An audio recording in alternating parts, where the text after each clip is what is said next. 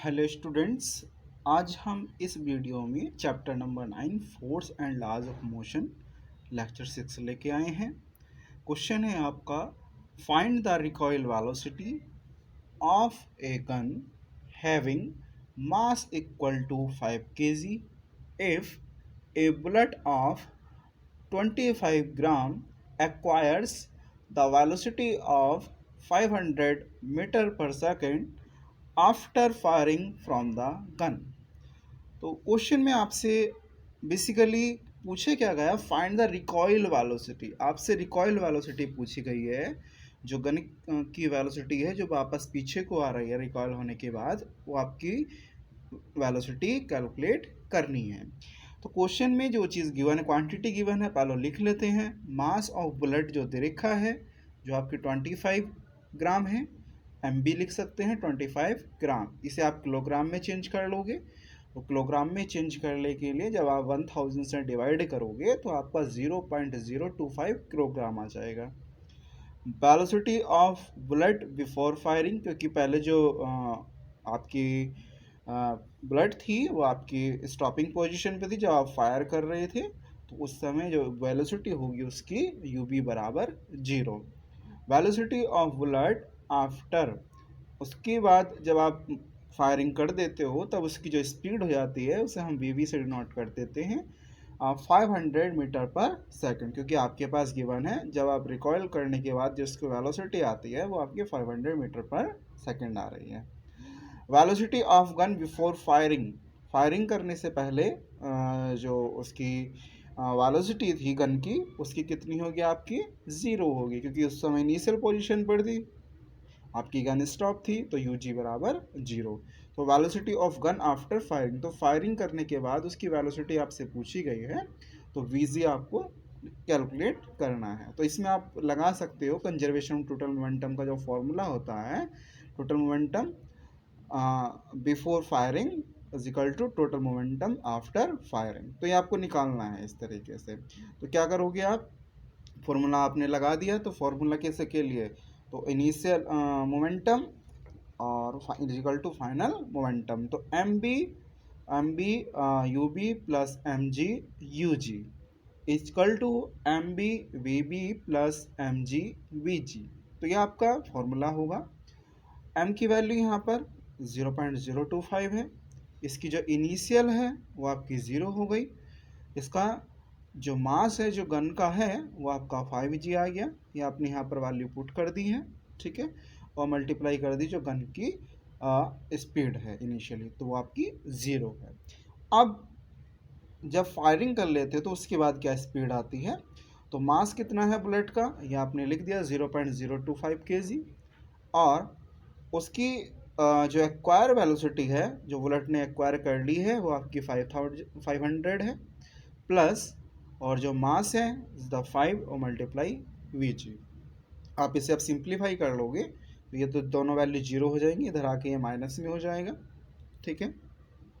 We जी आप calculate करोगे तो वी जी बराबर आपको हो जाएगा अपॉन में 5 हो जाएगा, तो माइनस के 12.5 अपॉन 5, जैसे आप लिख सकते हैं माइनस के 2.5 मीटर पर सेकंड, ठीक है। अब क्या निकालोगे, विच of the following has more inertia. एक क्वेश्चन आपके एनसीईआरटी टेक्स्ट बुक में गिवन है, ये छोटे छोटे क्वेश्चन कुछ गिवन है आपके एनसीईआरटी टेक्स्ट बुक में, तो वो यहाँ पर बताने की कोशिश की गई है। तो which of the following has more inertia, तो फर्स्ट क्वेश्चन दिया हुआ है a rubber ball and a stone of same size. यदि एक रबड़ बॉल, यदि हम स्टोन की यदि हम बात करते हैं, उनका साइज सेम है, तो उसमें किसमें ज़्यादा इनर्शिया होगा। बेसिकली स्टोन और रबड़ दोनों सेम साइज का है, लेकिन जिसका मास ज़्यादा होगा तो उसका इनर्शिया ज़्यादा होगा। तो मास किसका होगा? आपका स्टोन का। तो इसलिए आप कह सकते हो a stone of same size as that of रबड़ ball will have greater mass, so the stone will have more inertia. तो जो स्टोन है उसका मास ज़्यादा है, तो इस वजह से उसका जो इनर्शिया है वो ज़्यादा होगा। ए बाइसिकल एंड ए ट्रेन, एक बाइसिकल में और ट्रेन में किसका ज़्यादा इनर्शिया होगा? A train has much greater मास, जो ट्रेन है उसका मास ज़्यादा है, तो इस वजह से उसका मास क्या होगा? ज़्यादा होगा। A train has much greater mass than that of a bicycle, so the train will have more inertia, तो इसलिए उसका इनर्शिया ज़्यादा होगा।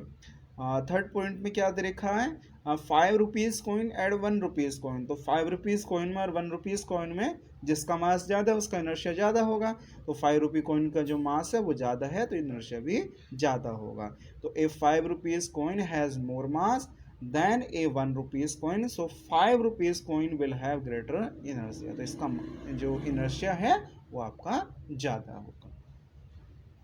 एक्सरसाइज के क्वेश्चन यहाँ डिस्कस कर लेते हैं, कुछ जो क्वेश्चन आपके इम्पोर्टेंट हैं और वो यहाँ पर हम डिस्कस कर लेते हैं। When a carpet is beaten with a stick, dust come out of it, explain. तो when a car is beaten, जब हम कारपेट को हम बीट करते हैं तो स्टिक बाहर आती है। Then the fibre of the carpet attain the state of motion while the dust of particle remains in rest due to inertia and hence dust particle can be detached। तो इसमें question में basically पूछा क्या गया था, when a carpet, जब हम किसी कारपेट को पीटते हैं तो डस्ट कम आउट, डस्ट बाहर की ओर आती है, तो इसे एक्सप्लेन करना था, इसे पूछा गया था क्या एक्सप्लेनेशन होगा। तो एक कार इज बीटन, जब हम स्टिक से पीटते हैं तो जो फाइबर ऑफ द कारपेट है उससे जो पार्टिकल है वो बाहर की ओर आ जाते हैं, मतलब पार्टिकल कैसे हो जाते हैं आपके मोशन में हो जाते हैं। तो उससे जो ये जो एग्जाम्पल है ये एक्सप्लेन जो कर रहा है, जो रेस्ट पार्टिकल है वो मोशन में हो जाते हैं, तो ये जो बता रहा है इनर्शिया ऑफ रेस्ट के बारे में बता रहा है। और आपका इसको बता रहा है जो पार्टिकल जो आपके अलग हो रहे हैं किससे, जो आप फाइबर बीट कर रहे हो स्टिक से, उससे क्या हो जाते हैं, डिटैच हो जाते हैं, उससे दूर हो जाते हैं। ठीक है, नेक्स्ट क्वेश्चन है आपका, क्वेश्चन नंबर 5 है, आपकी एनसीईआरटी टेक्स्ट बुक में गिवन है। A truck starts from rest and rolls down a hill with a constant acceleration, उसका जो एक्सेलेरेशन है वो कांस्टेंट है।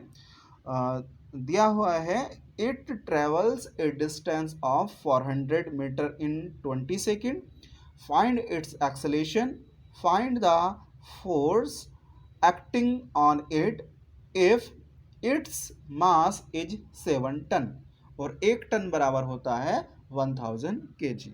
तो इसका मतलब जब आपका ट्रक रेस्ट में है तो आप क्या कह सकते हो, initial velocity u is equal to 0। ठीक है, और क्वेश्चन में दिया गया है it travels a distance 400 metre, तो s बराबर 400 मीटर लिखोगे, और टाइम कितना है आपके पास, जो टाइम दिया है t बराबर 20 सेकेंड, और t बराबर 20 सेकेंड हो गया, और जो मास दिया हुआ है वो आपके पास 7 टन दिया हुआ है, तो m बराबर 7 टन, तो इसे आप किलोग्राम में चेंज करोगे तो 1000 से आप मल्टीप्लाई करोगे 7 की, तो 7000 किलोग्राम आ जाएगा।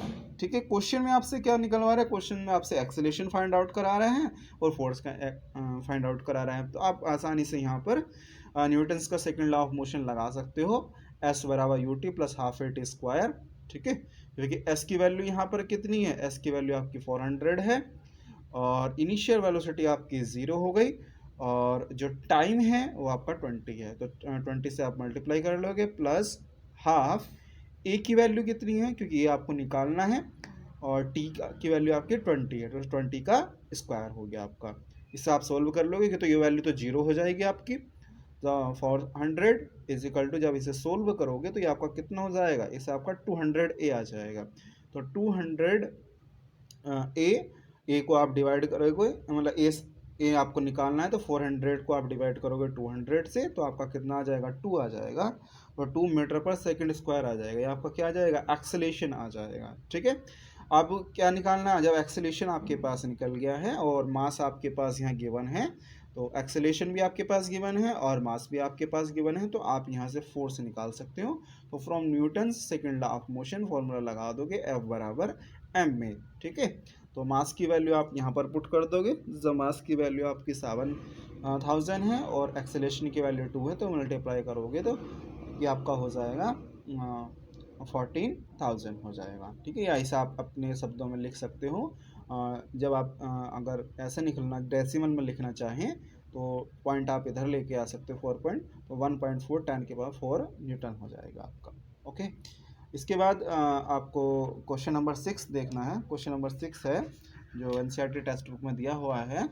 ये स्टोन ऑफ साइज 1 kg, एक जो स्टोन है उसका जो मास है 1 kg है, is thrown with a velocity of 20 metre per second. उसकी जो वेलोसिटी है वो 20 मीटर पर सेकेंड। तो mass of the stone m बराबर 1 kg, इनिशियल वेलोसिटी u बराबर 20 metre per second, across the frozen surface of a lake and comes to rest after traveling a distance of 50 metre. तो final जब particle जाके रुकता है, जो आप through कर रहे हो, जो स्टोन लेके आप चल रहे हो, तो फाइनली जो उसकी वेलोसिटी होगी वो आपकी ज़ीरो होगी। तो आप लिखोगे फाइनल वेलोसिटी v बराबर 0 मीटर पर सेकेंड, और जो डिस्टेंस ट्रेवल कर रही है इस बराबर कितना हो जाएगा, तो 50 मीटर। ठीक है, तो क्वेश्चन में आपसे जो कैलकुलेट कराया गया है, क्वेश्चन में पूछा गया है what is the force of friction. तो फोर्स ऑफ फ्रिक्शन आपसे पूछा गया है किसके बीच का, स्टोन और आइस का, मतलब आपको एफ कैलकुलेट करना है। तो पहले हम क्या निकालेंगे, यहाँ से हम पहले एक्सेलेरेशन कैलकुलेट कर लेंगे Newton third law of motion से। तो V square equal to U square plus 2as। तो v की वैल्यू कितनी हो, जो फाइनल वेलोसिटी है आप 0 का स्क्वायर कर लोगे, इक्वल टू u की वैल्यू कितनी है 20 का स्क्वायर प्लस 2a, s की वैल्यू कितनी है आपकी 50 है, यहाँ वैल्यू आप पुट कर दोगे। 20 का स्क्वायर आपका 400 होगा, तो इधर आप लिख दोगे 400, और इधर लाके ये आपका माइनस का हो जाएगा। चाहे आप इसको ले जाइए तो ये आप माइनस में लिख सकते हैं। ठीक है, तो 20 का स्क्वायर 400, तो माइनस के 400 लिख लीजिए। तो a बराबर कितना हो जाएगा आपका 400 डिवाइडेड बाई 100, तो कितना होगा, a बराबर आपका हो जाएगा माइनस के 4 मीटर पर सेकेंड स्क्वायर। तो ये आपका एक्सेलेरेशन आ जाएगा। ठीक है, और आपसे आगे पूछा गया है force of friction between stone and ice. तो आपसे क्वेश्चन में ही पूछा गया है। तो force required to stop the stone, आप ये लिखोगे कितना फोर्स आपका लग रहा है, क्योंकि उसके बीच में फ्रिक्शन लगेगा तो वो माइनस में आएगा, तो एक्सेलेरेशन ऑलरेडी माइनस में ही आ रहा है यहाँ से। तो आप यहाँ लिखोगे फॉर्मूला F बराबर m में, और m की वैल्यू आपके पास यहाँ पर गिवन है 1 kg, और a की वैल्यू -4 है, तो -4 न्यूटन आ जाएगा। तो इस वीडियो में इतना ही, और नेक्स्ट वीडियो में आगे क्वेश्चन डिस्कस करेंगे। Thank you.